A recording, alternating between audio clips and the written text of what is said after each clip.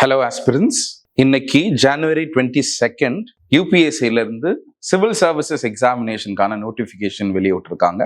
So இது வந்து இந்த டேட்ல வரும் அப்படின்றது ஆல்ரெடி போன வருஷத்தோட கேலண்டர்லயே ரிலீஸ் பண்ணியிருந்தாங்க. ஸோ எதிர்பார்த்த மாதிரி இன்னைக்கு வந்திருக்கு. ஸோ இதுல இருக்கக்கூடிய important details, especially first time UPSC aspirants இந்த வருஷம் எழுதுறவங்களுக்கு என்னென்ன முக்கியமான டீடைல்ஸ் அவங்க தெரிஞ்சுக்கணுன்றதை நான் உங்களுக்கு எக்ஸ்பிளைன் பண்றேன். ஸோ இதுல the last date for the receipt of online application, அதாவது இன்னையிலிருந்து அப்ளிகேஷன் ஓப்பன்ல இருக்கும். லாஸ்ட் டேட் வந்து 11/2, ரொம்ப important. So 11th of February இந்த அப்ளிகேஷன் முடியுது. So don't wait for the last day. கடைசி நாள் போய் நம்ம அப்ளை பண்ணலாம் அப்படின்னு நினைக்க வேண்டாம். அதுக்காக இன்னைக்கே நோட்டிஃபிகேஷன் வந்துருச்சுன்ட்டு பின்னாடி என்னென்ன டீட்டெயில்ஸ் வேணும், என்ன அப்ளை பண்ணியிருக்கணும் அது தெரியாமல் போய் அப்ளை பண்ணாதீங்க. So that's why I'm going to explain what are the important details that you need for this application process. So, ஒரு குட் நியூஸ் என்ன அப்படின்னு சொன்னா, இந்த டைம் ரொம்ப வேகன்சிஸ் ஒன்றும் குறையல. So it has been 979 vacancies. So in total 979 vacancies இருக்கு இந்த வருஷம் யூபிஎஸ்சியில். அதுல நீங்க பாத்தீங்கன்னா இந்த வருஷம் லாஸ்ட் இயர் இது எல்லாமே ஒரே போஸ்டா இருந்திருக்கும், ஐஆர்எம்எஸ்ன்னு சொல்லிட்டு. அது மறுபடியும் இதுக்கு முன்னாடி 2018-19 எப்படி இருந்துச்சோ அதே சிஸ்டம்க்கு மறுபடியும் ரிவர்ட் ஆகுது. That you will have 3 Group A postings. அதனால தான் 21 டிஃப்ரெண்ட் டைப்ஸ் ஆஃப் சர்வீசஸ்லேருந்து இப்போ 23 சர்வீசஸா மறுபடியும் மாறுது. ஓகே, ஸோ திஸ் 979 போஸ்ட்ன்றது இந்த அத்தனை போஸ்ட்டும் இன்வால்வ் ஆனது தான். Okay, second, how to apply. சரி, யூபிஎஸ்சி நோட்டிஃபிகேஷன்ல உங்களுக்கு தெளிவாக கொடுத்துருப்பாங்க எதுல அப்ளை பண்ணும் அப்படின்னு சொன்னா, இந்த upsconline.gov.in அப்படின்ற ஒரு வெப்சைட் இருக்கும். நீங்க அதுக்குள்ள போயிட்டு என்ன பண்ணணும் ஃபர்ஸ்ட் அப்படின்னா, ஒன் டைம் ரெஜிஸ்ட்ரேஷன் பண்ணணும். ஸோ ஃபர்ஸ்ட் டைமர்ஸ் நீங்க இதை பண்ணியிருக்க மாட்டீங்க, ஒரு ஓடிஆர்னு சொல்லுவாங்க. ஸோ அதை போய் அப்ளை பண்ணிட்டு உங்க பேசிக் டீட்டெயில்ஸ் எல்லாமே போடணும். இது என்ன அப்படின்னு சொன்னா, நீங்க ஒவ்வொரு டைமும் யூபிஎஸ்சியில எந்த எக்ஸாம் அப்ளை பண்ணாலுமே இந்த பிரைமரி டீட்டெயில்ஸ், ப்ரிலிமினரி டீட்டெயில்ஸும் ஆல்ரெடி அதுல இருக்கும். அதனால ஓடிஆர் அப்ளை பண்ணிட்டு அடுத்த கேலண்டர் இயர்ல என்னென்னலாம் எக்ஸாம்ஸ் வருதோ நீங்க எல்லாத்தையும் அப்ளை பண்ணிக்க முடியும். So this is a mandatory thing that you should do. So ஓடிஆர்ல போய் அப்ளை பண்ணணும். ஸோ அதுக்கான வெப்சைட் தான் இது. ஸோ அது எப்படி இருக்கும் அப்படின்றத நான் சொல்றேன். This is how the interface will be. நீங்க ஆல்ரெடி ரெஜிஸ்டர்ட்னா ஜஸ்ட் உங்க மொபைல் நம்பரோ இமெயிலோ கொடுத்து நீங்க ஓடிபி வச்சு உள்ள போயிடணும். அப்படி இல்லைன்னா நீங்க இதை பண்ணணும். ஸோ ஃபர்ஸ்ட் டைமரா இருந்தீங்கன்னா இந்த ரெஜிஸ்ட்ரேஷன் அப்படின்ற விஷயத்துக்குள்ள நீங்க பண்ணிட்டீங்கன்னா உங்களுக்கு எப்படி வரும், அந்த நியூ ரெஜிஸ்ட்ரேஷனுக்குள்ள போகணும். அதுக்கப்புறம் இந்த பேஜ் உங்களுக்கு ஓப்பன் ஆகும். இந்த பேஜ்ல என்ன பண்ணணும், அப்ளிகேஷன் ஸ்டேட்டஸ் அல்லது இந்த லேட்டஸ்ட் நோட்டிபிகேஷனை கிளிக் பண்ணுங்க. ஸோ அதுல என்ன வரும் அப்படின்னு சொன்னா, இந்த மாதிரியான ஒரு பேஜ் உங்களுக்கு வரும். சரியா? ஸோ இந்த பேஜ்ல இது இன்னைக்கு நோட்டிபிகேஷன் வந்திருக்குன்றதுனால civil services preliminary examination and civil services and IFS 2 எக்ஸாமினேஷனுக்கும் சேர்த்து ஒரு நோட்டிபிகேஷன் அப்ளிகேஷன் வந்திருக்கு. ஸோ இதுல ஃபார் எக்ஸாம்பிள் இந்த ப்ரொஃபைல் உங்களுக்கு காட்டுறதுல ஆல்ரெடி ஓடிஆரை நம்ம ரெஜிஸ்டர் பண்ணிட்டோம். அதனால அதை எப்படி அப்டேட் பண்ணணுமா, எடிட் பண்ணுவான்னு கேட்குது. ஹியர் பார்ட் 1 ரெஜிஸ்ட்ரேஷன் நீங்க பண்ணணும். ஸோ பார்ட் 1 போகணும், அப்புறம் பார்ட் 2 வரும், பார்ட் 3 வரும். ஸோ இந்த மாதிரி எல்லா ரெஜிஸ்ட்ரேஷன் நீங்க முடிச்சீங்கன்னா மட்டும்தான் உங்களுக்கு இந்த பேஜ் வந்து ஃபில் ஆகும். சரியா? அண்ட் தேர்ஃபோர் ஃபர்ஸ்ட் இந்த ஓடிஆர்ல போய் என்னென்ன ரெஜிஸ்ட்ரேஷன் பண்ணுங்க. அதுக்கப்புறம் போய் பார்ட் 1 பார்ட் 2 எல்லாத்தையும் நீங்க ஃபில் பண்ணணும். This is what will be the procedure. ஒருவேளை இந்த ப்ரொசீஜர்ஸ்ல உங்களுக்கு ஏதாவது டவுட் இருக்கலாம். என்ன இது போடணும், இனிஷியல் போடணுமா, ரைட், என்ன சர்நேம் யூஸ் பண்ணணும், மிடில் நேம் என்ன, லாஸ்ட் நேம் என்ன அப்படின்லாம் வரும்.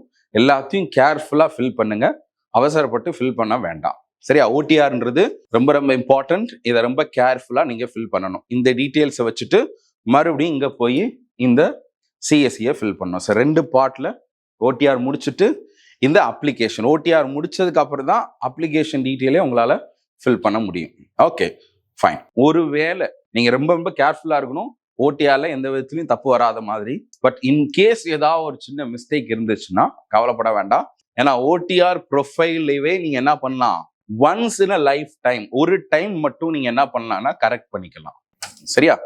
ஸோ இது எப்படி இருக்கும் அப்படின்னு சொன்னா, ஒருவேளை நீங்க இப்பதான் ஃபர்ஸ்ட் டைம் நீங்க ஓடிஆர் போடுறீங்க அப்படின்னு சொன்னா, இந்த ஓடிஆரை நீங்க எப்போ உங்களால மாத்த முடியும் அப்படின்னு சொல்றாங்கன்னா, லாஸ்ட் டேட் 11th 7 நாள் அதுக்கப்புறம். சரியா?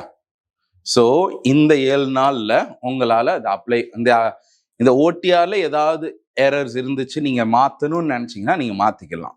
சரியா? பெரும்பாலும் இல்லை எரர் இல்லாத மாதிரி பார்த்துக்கோங்க. That is what will help you. அதை தாண்டி மறுபடியும் ஒரு மாடிஃபிகேஷனும் இருக்குது.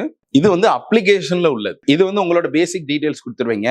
அப்ளிகேஷன்ல ஃபார் எக்ஸாம்பிள் சென்டர் மாறிடுச்சு, இல்லை வேற ஏதோ டீடைல்ஸ் நீங்க தப்பா கொடுத்துட்டீங்கன்னா அந்த கரெக்ஷனும் பண்ணிக்கலாம் பிட்வீன் திஸ் பீரியட். சரியா? அதாவது அப்ளிகேஷன் டேட் முடிகிற அந்த 11th of February அப்புறம் ஒரு 1 week கேப் இருக்கும். அந்த கேப்ல நீங்க உங்க அப்ளிகேஷனையும் மாத்திக்க முடியும். சரியா? ஜஸ்ட் பிகாஸ் இந்த 2 பீரியட் இருக்குன்றதுனால தப்பா எதுவும் கேர்லெஸ்ஸா எதுவும் அப்ளை பண்ணிட வேண்டாம். ரொம்ப ரொம்ப கேர்ஃபுல்லா அப்ளை பண்ணுங்க. ஸோ தேர்ட் லாஸ்ட் டேட் இதுதான். ஸோ இதை ஞாபகம் வச்சுக்கோங்க. அதுவும் 6 மணிக்கு தான். நிறைய பேர் நைட் வரைக்கும் இருக்கும், மிட் நைட் வரைக்கும் இருக்கும் அப்படின்னு நினைக்க வேண்டாம். 6 மணிக்கு ஈவினிங் இது க்ளோஸ் ஆயிரும். ஸோ முடிஞ்ச அளவுக்கு முன்னாடியே நீங்க பண்ணிருங்க. ஸோ அதை தாண்டி என்னென்னலாம் ஸ்பெசிஃபிக் டீடைல்ஸ் கொடுத்துருக்காங்கன்னா, போட்டோகிராஃப் அப்படின்றதுக்கும் நீங்க ரெடி பண்ணி வைக்கணும். உங்க நார்மல் பாஸ்போர்ட் சைஸ் போட்டோ நீங்க வச்சிருக்கலாம். அது எப்படி இருக்கணும் அப்படின்னு சொன்னா டேட் மென்ஷன் ஆயிருக்கணும் அந்த போட்டோகிராஃப்ல. சரியா? ஸோ இது எப்படி இருக்கும் அப்படின்னா 3/4 of the ஸ்பேஸ்லாம் இருக்கணும்னு சொல்லுவாங்க. ஸோ டிப்பிக்கலி இந்த இருக்குல்ல, இதுதான் அந்த போட்டோகிராஃப்.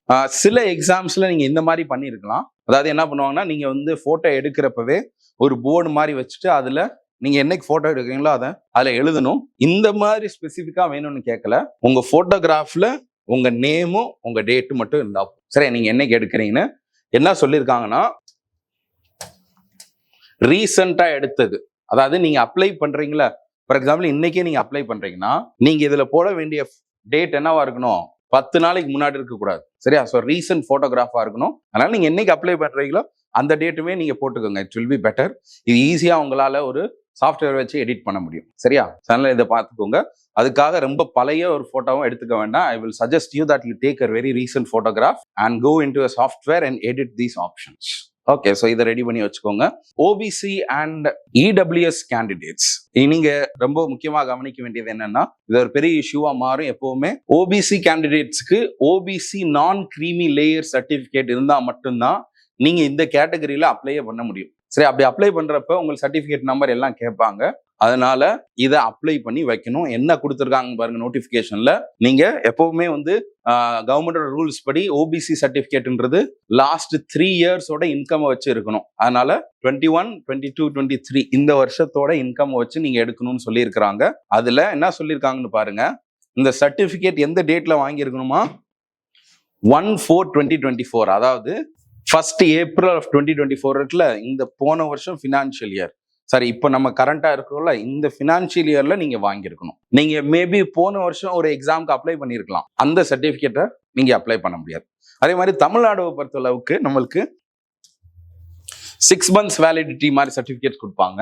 அப்படியும் இல்லைன்னா, இப்போ ஃபார் எக்ஸாம்பிள் நீங்க பிப்ரவரியில நீங்க அப்ளை பண்ணா கூட, நீங்க இப்போ நீங்க வாங்குறீங்க அல்ல சரி இப்போ ஜனவரியில நீங்க அப்ளை பண்றீங்க, உங்களுக்கு ஓபிசி சர்டிபிகேட் எப்படி கிடைக்கும்னா வேலிட் அப் டு March 31 தான் இருக்கும். சரியா?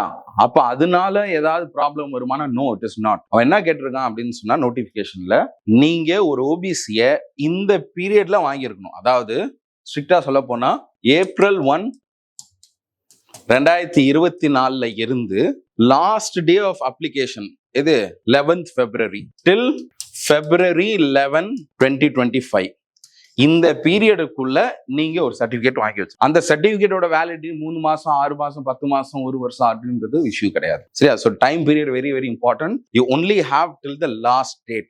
அதனால தான் நீங்க ஓபிசியோ அல்லது இடபிள்யூஎஸ் கேண்டிடேட்டாவோ இருந்தீங்கன்னா கண்டிப்பாக இந்த லாஸ்ட் டேட்டுக்கு முன்னாடி நீங்க வாங்கணும். ஸோ அப்ளை பண்றதுக்கு முன்னாடி நீங்க பண்ண வேண்டிய ஒரே வேலை என்ன அப்படின்னு சொன்னா, OBC non creamy layer இம்மீடியட்டா apply. எவ்வளவு சீக்கிரமா வாங்க முடியும்னு வாங்கிருங்க. ஏன்னா டிலே ஆகுது, 11ஆம் தேதிக்கு மேல போகுதுன்னு சொன்னா அந்த certificate will not be accepted. நீங்க வேற ஒரு நேம் கூட போட்டு வேற டேட் கூட போட்டு நீங்க எழுதலாம். But if you go into the main stage and interview stage, your application will not be accepted. அதனால ரொம்ப ரொம்ப கேர்ஃபுல்லா இதை பார்த்துக்கோங்க. சரியா? ஸோ இதை இம்மீடியட்டா இன்னைக்கு போயிட்டு உங்கள்கிட்ட இல்லைன்னு சொன்னா, இந்த பீரியடுக்குள்ள உங்கள்கிட்ட ஓபிசி சர்டிபிகேட் இல்லைன்னா அதை வாங்கிடுங்க. அதே மாதிரி ஓபிசி சர்டிபிகேட் இடபிள்யூஎஸும் சரி, ஓபிசியில இந்த 8 லட்ச ரூபாய் இன்கம் அப்படின்றத இது பண்ணுவாங்க. கவர்மெண்ட் சர்வன்ஸா இருக்காங்கன்னு சொன்னா சேலரி பெரும்பாலும் 8 lakh தாண்டும். அது மட்டுமே கிரைட்டீரியா கிடையாது. சரியா? ஸோ 8 lakhs மட்டும் உங்களோட சேலரி இன்கம் தாண்டதுனால உங்களுக்கு ஓபிசி வராதுன்றது கிடையாது. உங்களோட பேரண்ட்ஸ் கவர்மெண்ட் சர்வெண்டா இருந்தா நான் சொல்றேன். பிரைவேட்டுக்கு வேற இடத்துல வேலை பார்க்குறவங்களுக்கு உங்களோட சேலரி தான் டெஸ்ட். 8 lakhsன்றது டெஸ்ட். பட் கவர்மெண்ட் சர்வெண்டா இருக்கீங்கன்னு சொன்னா நீங்க 12 லட்சம் வாங்கலாம், 15 லட்சம் வாங்கலாம். That doesn't matter.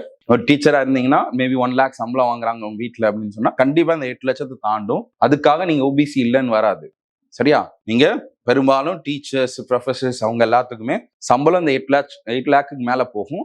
But they are also considered to be part of OBC. ஏன்னா கவர்மெண்டோட லா என்னன்னா ஓபிசி வெல்த் டெஸ்ட்ல என்ன பண்ணுவாங்கன்னா they will not calculate the salary income. சேலரியிலிருந்து வர்ற இன்கம் கால்குலேட் பண்ண மாட்டாங்க. அப்போ சேலரியில உங்களுக்கு 12 லட்ச ரூபா வந்தாலும் அது பெரிய பிரச்சனை கிடையாது. ஸோ உங்க ரூல்ஸ் எல்லாம் கரெக்டாக ஃபாலோ பண்ணி ஜென்யூனான ஒரு சர்டிஃபிகேட்டை நீங்க வாங்கி வச்சுக்கோங்க. அப்பதான் பின்னாடி எந்த ப்ராப்ளமும் வராது. ஓகே, ஸோ இந்த நோட்டிஃபிகேஷன் வந்த உடனே அடுத்து we do know that May 25 நம்ம எக்ஸாம் இருக்கு. So notification is a reminder from UPSC that the exam is coming very near. And therefore, if you are preparing, be serious in your preparation. அடுத்த 4 monthsக்கு எப்படியாவது ஒரு prelims மோடுக்கு உங்க மைண்டை நீங்க மாத்தி ஆகணும். நிறைய பேர் மெயின்ஸுக்கு படிச்சுட்டு இருப்பீங்க. வாட் எவர் இட் இஸ், நீங்க அடுத்த 3 monthsல எந்த அளவுக்கு எவ்வளோ கொஸ்டின் சால்வ் பண்றீங்களோ, how many hours of revisions you do, that is what is going to help. And இந்த டுவர்ட்ஸ் திஸ் எண்ட் நாங்க இந்த ப்ரோக்ராமை பத்தி நிறைய பேருக்கு தெரியாம இருந்திருக்கலாம். So those who are watching this video, we want to remind you that we have a program called as the 100 Days Study Challenge Program. இது 27th, that is மண்டேலேருந்து ஸ்டார்ட் ஆகுது. மார்னிங் 8 o'clock இந்த ப்ரோக்ராம் ஸ்டார்ட் ஆகும். 8ல இருந்து 11 வரைக்கும் 3 hours இங்க படிக்கணும். Right? Class ரூம்ஸ்க்கு வருவீங்க, இங்க உட்காந்து எல்லாருமே படிக்கணும். ஒரு பொமோடோரோ செஷன் மாதிரி வைப்போம். அதாவது ஒரு 50 minutes ஸ்டடி, தென் பிரேக், 50 minutes ஸ்டடி பிரேக், தென் 50 minutes ஸ்டடி பிரேக். ஸோ இந்த மாதிரி ஒரு கான்சென்ட்ரேட், ஒரு ஃபோக்கஸ்டான செஷன்ஸில் நீங்கள் கான்சென்ட்ரேட் பண்ணணும். பண்ணி முடிச்சோடனே இந்த 3 ஹவர்ஸ்க்கு அப்புறம் we will have a 50 practice questions. ஒவ்வொரு நாளும் ஒரு ஏரியாவை நாங்கள் கொடுத்துருவோம். நீங்கள் அதை ரிவைஸ் பண்ணணும். அந்த ஏரியாஸ்ல 50 கொஸ்டின் நீங்கள் ப்ராக்டிஸ் பண்ணுற மாதிரி இருக்கும். அந்த இதை ப்ராக்டிஸ் மட்டும் இல்லை, டிஸ்கஷனும் இருக்கும். சரியா? இது ஏன் கரெக்ட், ஏன் தப்புன்னு சொல்லி ஸ்டாஃப்ஸ் உங்ககிட்ட என்கேஜ் பண்ணுவாங்க. ஒரு இன்டராக்டிவ் செஷனாக தான் இது போகும். இது ஒரு ஜஸ்ட் ஒரு சின்ன டீட்டெயிலாக நான் உங்களுக்கு கொடுத்துருக்கிறேன்.